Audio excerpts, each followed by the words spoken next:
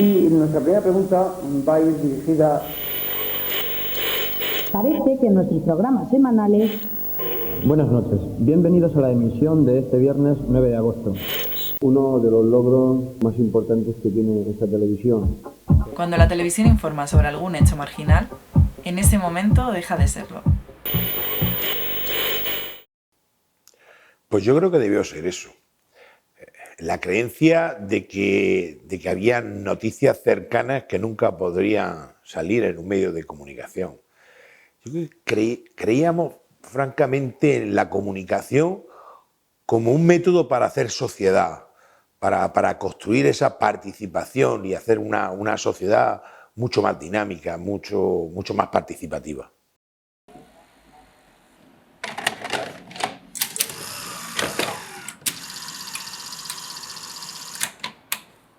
Señoras y señores, muy buenas noches y saludos cordiales desde Televisión Local de Cejín, emitiendo en periodo de pruebas técnicas por el canal 7, banda tercera de su receptor.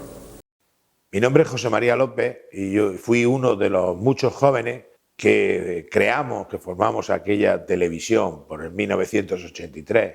Estaba preconcebida de cara a, más que nada, a conocer nuestro entorno más cercano, o sea, nuestra ciudad, nuestro pueblo, su cultura, sus gentes, sus industrias. Expresar todo este tipo de inquietudes que había en aquella época, todo un movimiento todavía convulsivo de los años 80, una necesidad incipiente de poder decirle a la sociedad lo que existía. La juventud que teníamos en aquella época, ¿no? Éramos muy inquietos y estábamos un poquillo avanzados a la época, pues decidimos de hacer una prueba un día, un ensayo. Aquí estamos el grupo de personas que hemos hecho posible que se llegue a realizar lo que están viendo ustedes. José Manuel también es de Valencia, pero lleva muchos años aquí en Cejín. También ha colaborado en el aspecto técnico. Aquí Zarco, que lo conocerán también.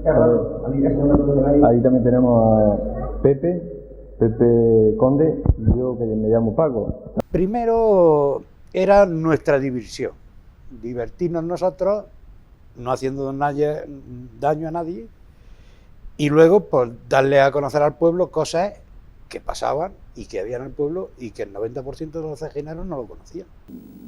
La que ya, no sé si habrán cansado de mirar, pero sí que está mirada desde el principio, es Antonia Fernanda. Un poco más allá está el que ha sido cámara de nuestro equipo a rato, Joaquín, hoy sin pantalón corto y sin bicharracos en las orejas. Un poco más allá a la madre que ha sido el programa, de Marisa, y aunque sean marido y mujer, no por eso se han puesto a estar juntos, Miguel. Para considerar a una persona amigo, la persona con la que ya has vivido alguna aventura, con la que ya has vivido algo. Y en el caso de la televisión local, pirata, lo de pirata estaba bien, porque a mí me gustaba eso, de aparecer ahí, guiñar el ojo y parecer que llevaba un parche.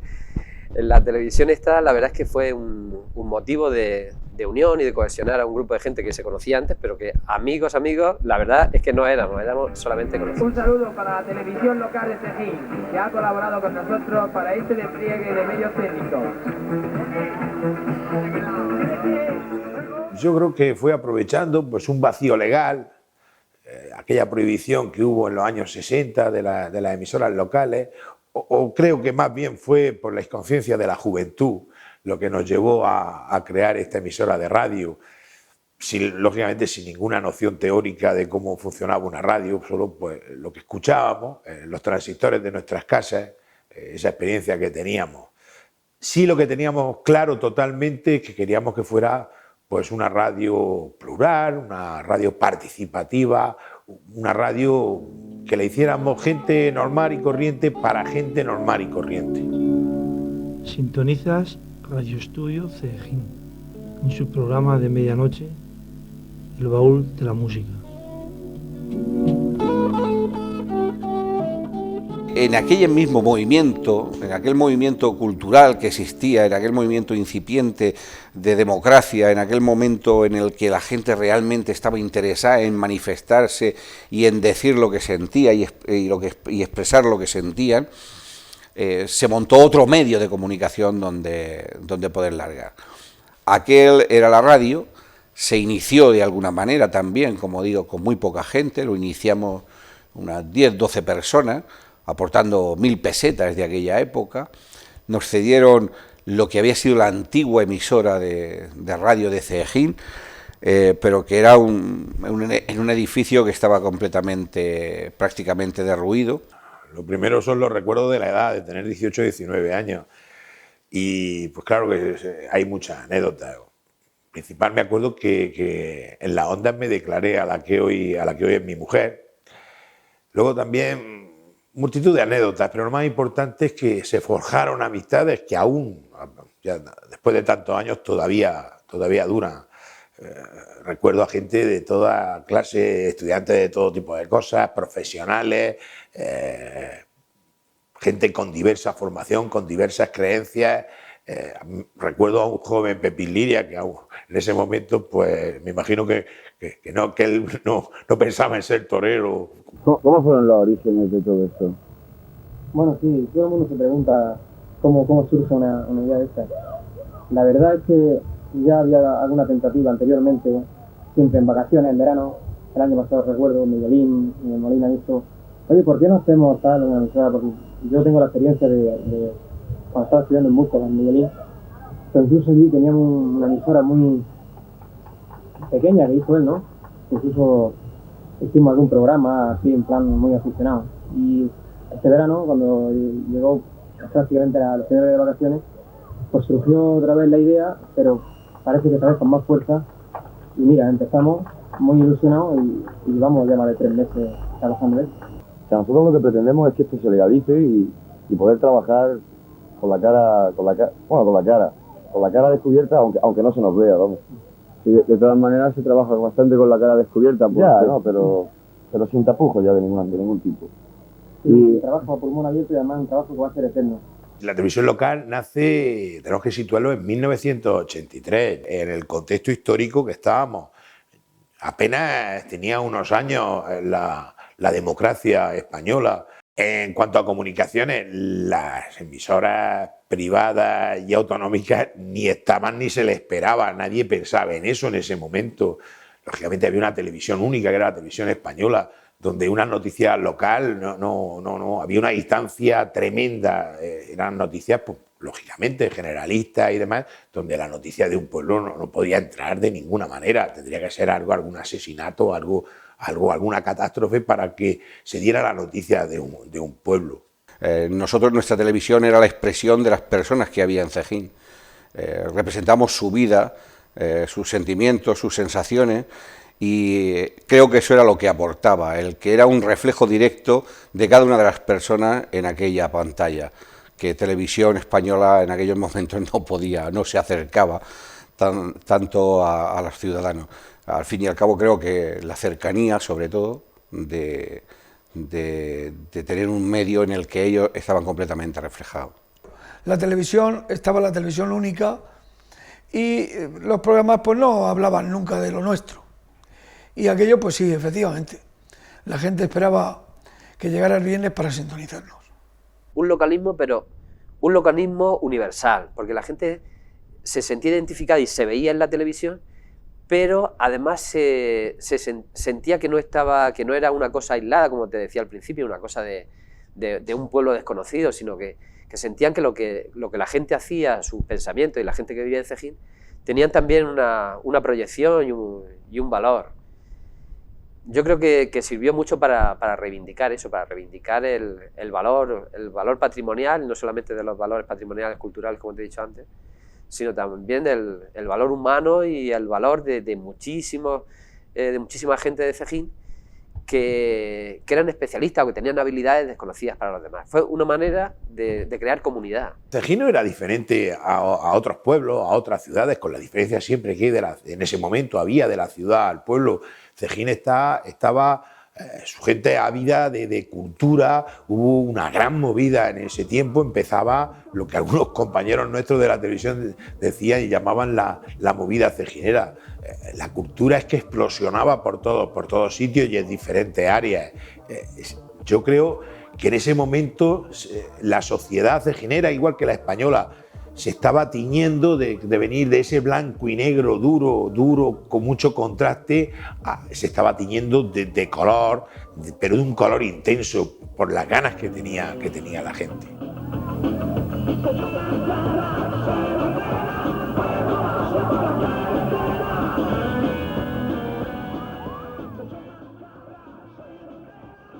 Internet no estaba, que es lo que ahora usaríamos todos para conocer la audiencia, para conocer el seguimiento.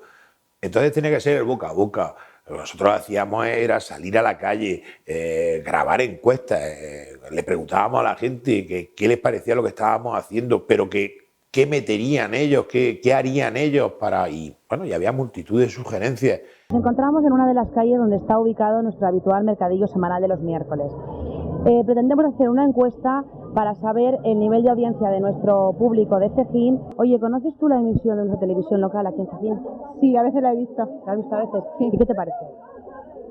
Está bien, está bien. Hombre, ¿está bien o te gustaría que añadiéramos alguna cosa o algo crees tú que sobra en la televisión? No, sobrar no, yo creo que habría que añadir alguna cosa más. Buenos días. Buenos días. ¿Conoce usted la televisión de Cejín? Por supuesto que sí. ¿Y la Viernes conoce? lo veo. La ve cada viernes. Sí. ¿Usted se ha planteado alguna vez cómo se financia la televisión? La televisión la financiamos completamente a escote entre la gente que había, alguna ayuda exterior hubo, pero también de gente ilusionada con el movimiento, con el proyecto que en aquel momento tuvimos, pero no hubo absolutamente ningún tipo de financiación de fuera, fue toda completamente del bolsillo de las personas que participamos en aquel proyecto. Empezamos con el género informativo puro y duro. El presentador abría el programa en una mesa con su micrófono dando las noticias de lo que pasaba en esa semana en Cejín. Luego ese contacto con la gente nos llevó a hacer cambios, a meternos más en otros géneros. Por ejemplo, hicimos un directo para fiestas con 2 cámaras. Lo que significaba en ese momento tener 2 cámaras era algo increíble. Hoy en día eso es algo cotidiano, pero con nuestros medios tener una caja con 2 botones donde se le daba paso a una u otra, para nosotros fue un hito. Y hacíamos, por ejemplo, programas de humor con sketches humorísticos con gente de Cejín. Buenas tardes, estamos en San José de Costa Rica, a donde nos hemos desplazado el equipo de TVL de Cejín para entrevistar a nuestro queridísimo púgil as del boxeo Piernas de Acero, que tras una larga gira pugilística por el Caribe da fin a su turné por tierras americanas. De que este muchacho pues quiere volver a pelear conmigo. Pues nada, no puedo pensar nada. Este hombre es un boxeador mediocre, en fin, no da la talla. La primera vez que peleamos, pues fue un paseo militar para mí y la próxima vez desde luego lo voy a destrozar. Buenas tardes, perdón, señor. Buenas noches. Desde esta noche africana, desde el Congo, no podemos hacer el Congo belga porque ya no es, simplemente el Congo.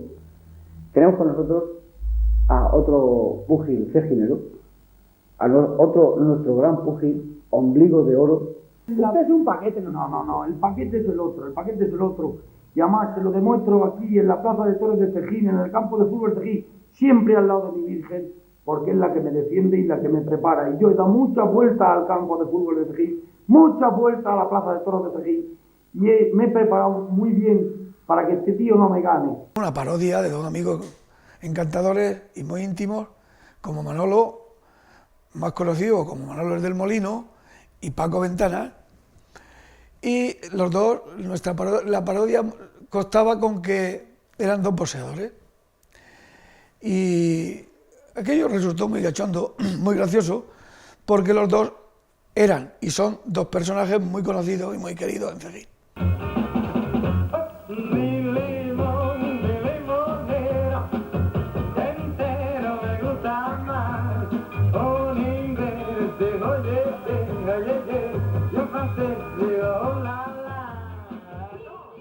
Documentales también hicimos. Yo recuerdo un documental sobre la Virgen de las Maravillas y también otro documental que sí lo recuerdo con gran cariño porque bueno, pusimos mucho esmero en él, nos documentamos muy bien.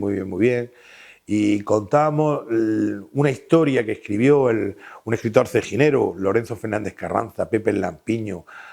Lo aplicábamos en otro personaje de Cejín, ya hace años que murió, Pepe Lorenzo, un hombre bohemio de la noche. En una reunión a eso de las 9 de la mañana, casi le tiran las puertas al suelo con intempestivos altavazos.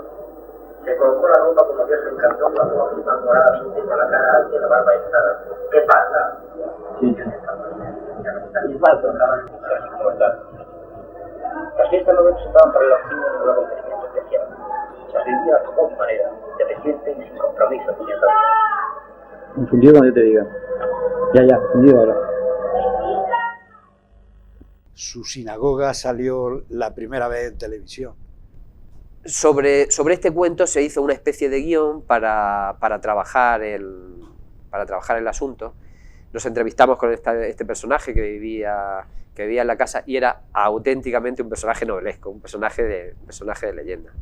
Se hicieron muchos reportajes, por ejemplo, de la industria en ese momento de Cejín, de fábricas de embutidos, de fábricas de málmos, de la industria de las zapatillas, del cáñamo.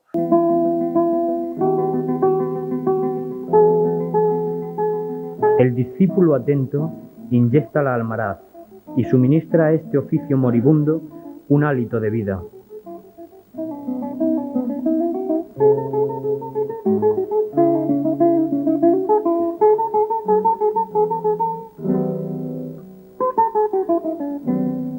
De nuestra querida imagen.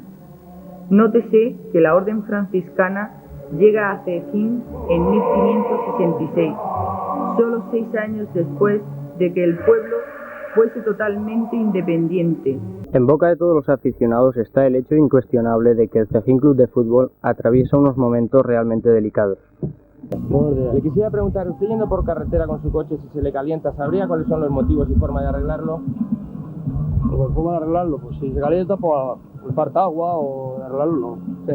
Teníamos una ilusión por hacer un reportaje sobre los efectos del alcohol en la conducción, porque teníamos un programa que era sobre el tema de conducir, de seguridad vial, y llamamos, con ni corto ni perezoso, aunque fuéramos ilegales, llamamos a la comandancia de la Guardia Civil de Murcia y les pusimos el proyecto que teníamos, y queríamos hacer un reportaje sobre el tema del alcohol y que necesitábamos grabar un control de alcoholemia. Y sin problema ninguno, el cuartel de la Guardia Civil de Caravaca recibió la orden de que se dispusieran cuantos medios y efectivos fueran necesarios para la realización de este reportaje, y la verdad es que quedó bastante bien. Y se está montando un control de alcoholemia en el que vamos a efectuar una grabación para que podáis ver exactamente cómo se realizan esas pruebas. Tiene que soplar fuerte y seguido hasta que el aparato deje de pitar. De una vez, siga.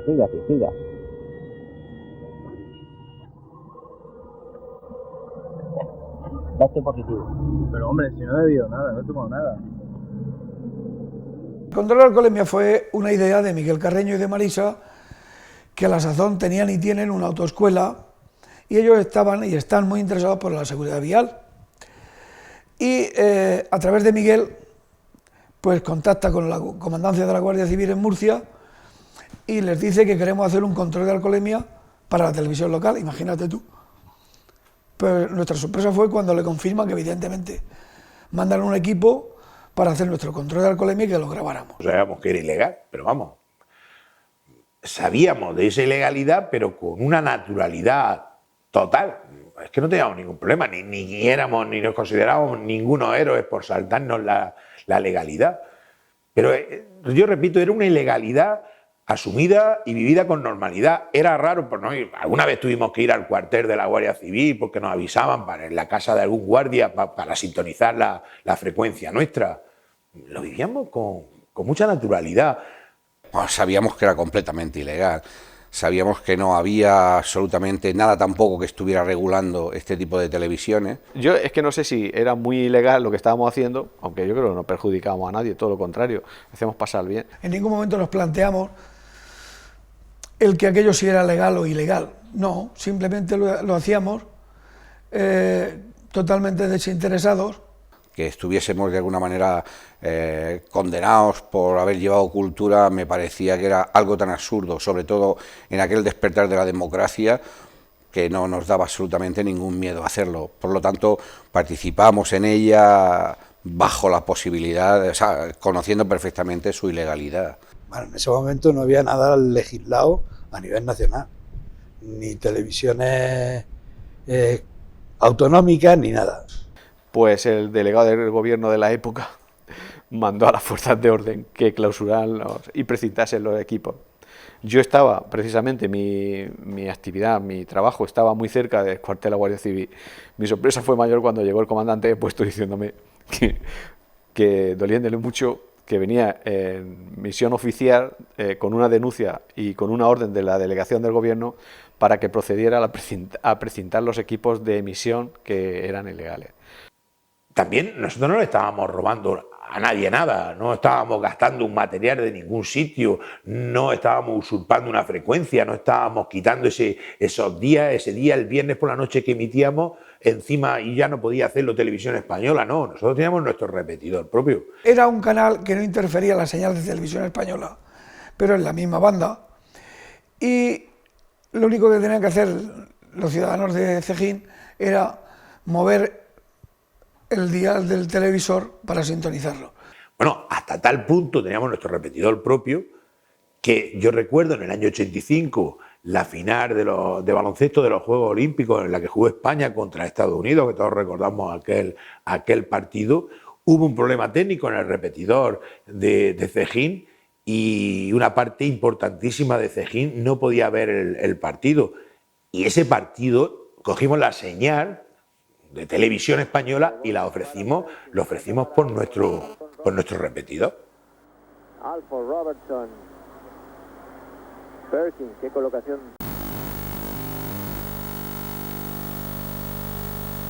Ha llegado el momento de un adiós largamente anunciado, el momento de una despedida precipitada por la acción consciente o negligente de alguien. Ese alguien que, truncado todo viso de creatividad y progreso, disimulará mejor su incompetencia. Por otra parte, pensamos que el esfuerzo y el cariño que hemos puesto en la realización de los programas no se merecía la actitud destructiva de esos que en estos momentos celebran complacidos nuestro final. Cierra esta ventana que ha iluminado semana tras semana el escenario querido en donde se desarrolla nuestra historia cotidiana. Tras de ella quedamos sumidos en las sombras, y nuestra voz queda silenciada. Esperemos que no por mucho tiempo.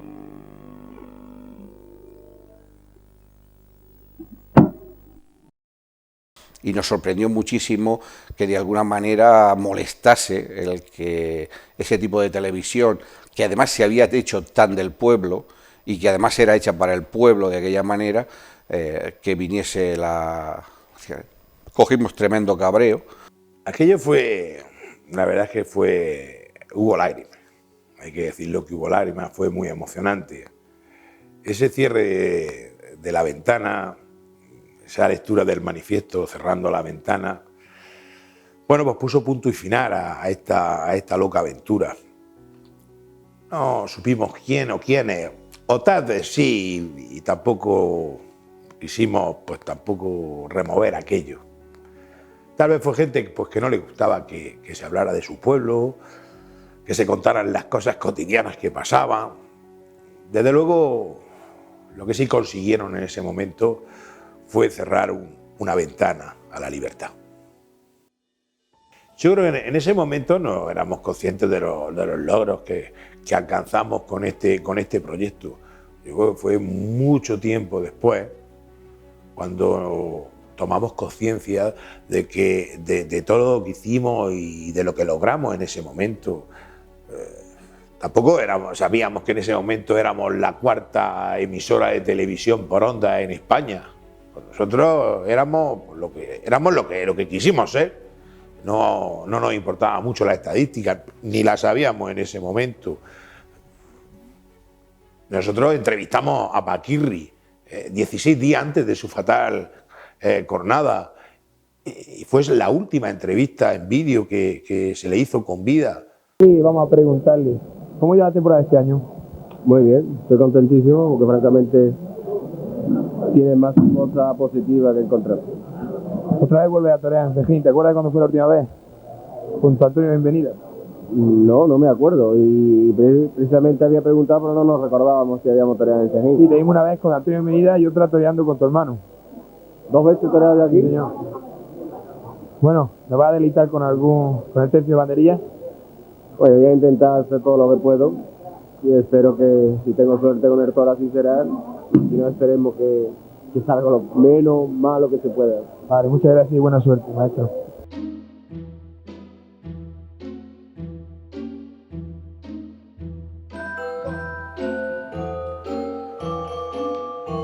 Pero ese año apareció una caja. En la casa de alguien apareció una caja con 37 cintas Betamax. Y bueno, ahí surgió la idea de digitalizarlas, de recuperarlas y el volver a encontrarnos todos juntos para ese motivo, porque sí que nos vemos, es raro, bueno, cada día nos vemos uno u otro, pero juntarnos para ese motivo, para visionar esas imágenes que nadie había visto, hacía 30 años, casi 30 años que nadie había visto, pues fue verdaderamente emotivo.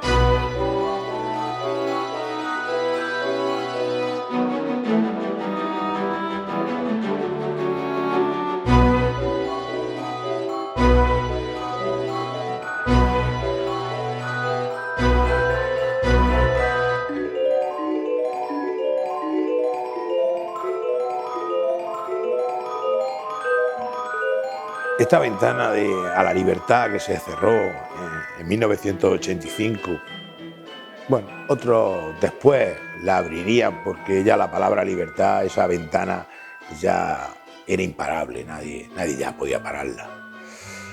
La verdad es que tuvimos la ocasión en esa Navidad del 2011 de ver todas esas imágenes, de tomar verdadera conciencia de lo que hicimos, de lo que conseguimos, y sobre todo de lo que aportamos, como yo decía antes, de pintar en color una sociedad que venía del blanco y negro.